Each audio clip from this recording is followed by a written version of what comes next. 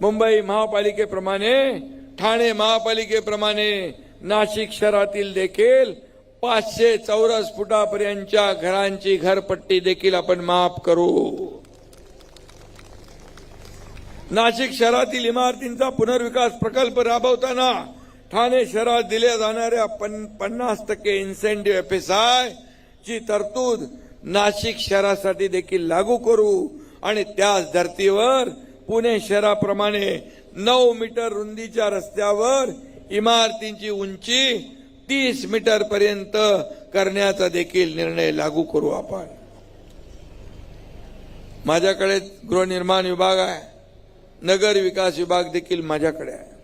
त्यामुळे दोन्ही विभाग जे आहेत या ठिकाणी तुमच्या भावाकडे एकनाथ शिंदेकडे आहेत।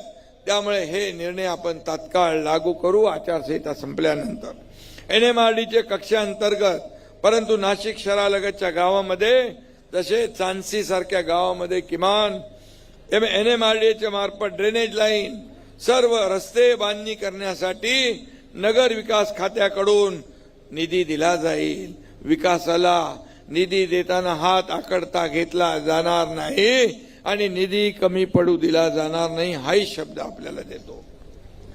त्याचबरोबर सिडकोची घरं जी आहेत ही फ्री होल्ड करू। तो एक मोठा विषय, जो मोठा प्रश्न आहे तो देखील आपण मार्गी लावू। सिडकोची घरं फ्री होल्ड करण्याचा निर्णय देखील आपण घेऊ।